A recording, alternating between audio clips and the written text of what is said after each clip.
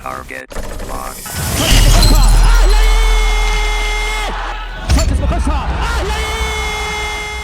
Ito yung sinasabi ko mga tol na first time ginawa ni Sanchez sa buong karera niya sa boxing. Pero bago pa manawati ng referee, nakasuntok pa si Casimero ng isang malagalak si impact na natutunan niya kay Garp. Sorry. Kaya kung makikita natin yung mukha dito ni Sanchez ay talagang nasaktan ito.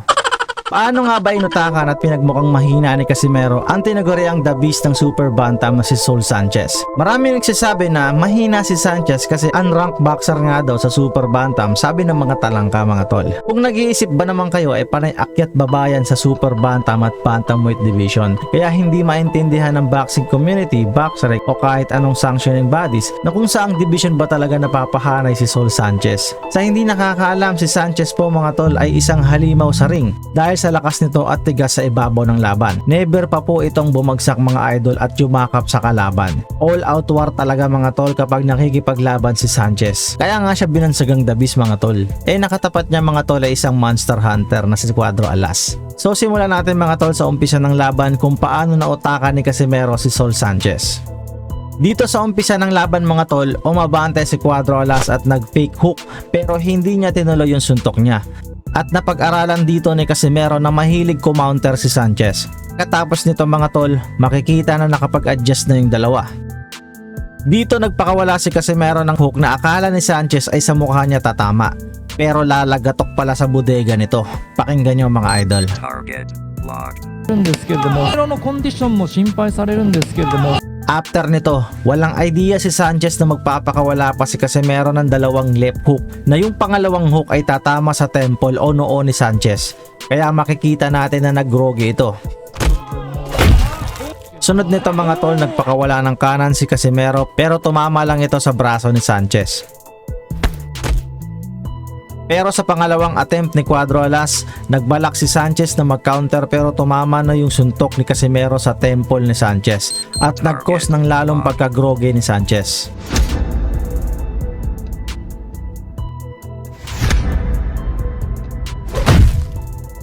Sa pagkakataong ito mga tol, tatapusin na sana ito ni Casimero, kaso dito nagkaroon ng chance si Sanchez makayakap.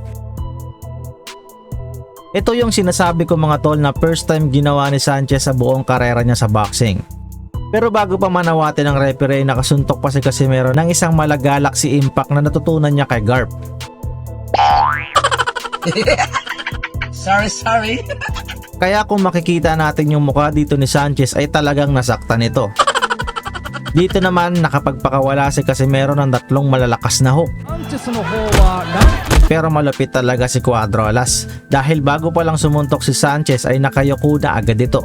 世界ランキング入りはして Dito mga tol ay malapit. Hinayaan niya na makapasok yung mga jab ni Sanchez para mabuhayin ito at isipin ni Sanchez na pagkakataon niya para makabawi na siya. Kumbaga bait ulit ito ni Casimero mga tol. Nagpatama siya ng ilang beses para mabuhayan si Sanchez. 離せません。ナイスジャブ。ジャブ。そこで左フック。少しフェイントを入れました。サンチェスそこに対して2回目。Pero di niya alam na may susunod na pala na plano itong si Casimero mga tol. Dahil alam na ni Casimero naka-counter na naman itong si Sanchez. Kaya mas binilisan niya sumuntok mga tol para mas ma-counter niya si Sanchez gamit ang power left hook. Target locked. サンチェスの返した。 Ito na yung pagkakataon para tapusin na ni Casimero mga tol. 仕留めに来る。サンチェスしのげるか。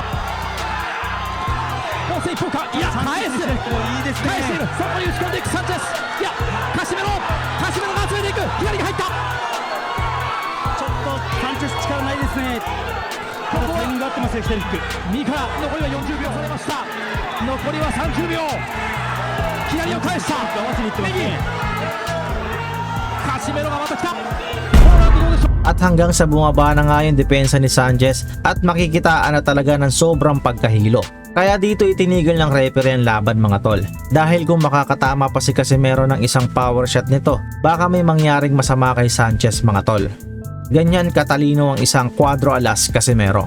しのげるか。あ、止めた。終わった。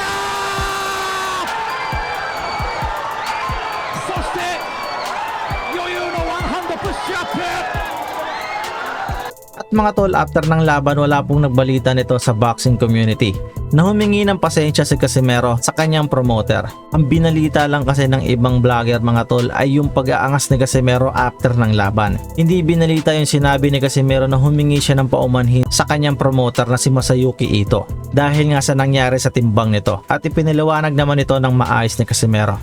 Panoorin niyo mga idol. Hello, arigatou gozaimasu sa lahat ng mga Japanese. At magpapasalamat din ako sa promoter ko, manager ko, si Jus Climas and Asian Boxing Team, Mr. Ito. At sa lahat ng nag-event dito at sa Panginoon. Lalo na sa mga supporters ko nandito ngayon. Yun, pinakita ko yung best para sa inyo yun. Lahat ng mga solid supporters. Maraming salamat sa tiwala. At himingi pa ako ng sorry sa promoter ko dahil hindi ko nakuha yung timbang, pero sana may second demotion 123, hindi naman championship. Kaya okay lang yun. Ayun, pinatagumpay na natin yung laban. Maraming salamat. Abangan nyo pa sa parating nating laban. Maraming agree. Ang akong performance karon, ako yung ipakita sa lahat ng solid supporters ko dahil maraming, yung timbangan pa lang, ang dami ng baser, sabi ko. So, pinatunayan ko ngayon sa harapan nyo dito sa Japan at lalo na sa lahat ng nanonood at lalo na sa mga solid supporters ko. Yun, pinakita ko na yung the best ko. My weight, but potential, but hindi na bago sa akin to dahil hindi ko business yan. Ito yung business ko, yung pag-knockout sa mga kalaban ko. Kaya wala akong pakialam kung overweight ako. Kung sakaling championship yun, kung sakaling championship yung laban, pag insayo, pag ano kan talaga. Pagsikapan ko na makuha ko yung timbang, pero hindi championship to. Kaya may point pa na 123 yung timbang ko, 1 point lang. Dapat okay yun, option yun Kasi hindi championship, pero okay lang. Kasi last minute na ako, 5 hours na lang yung kain ko. Pagtapos ng timbang, uminom lang ako ng tubig. Wala na, that's it. So hinintay ko, umising ako ng umaga, alas 10, timbangan na naman. So yun lang ang kain ko, isang bisis. Tangina, pero it's okay lang yan. Hindi ko alam, basta yung pinakita ko, mas higit pa doon sa next laban ko. Hopefully soon, lalaban na sa akin yung mga big fight. Keep me sa akin. Now you know it, now you know it, come on.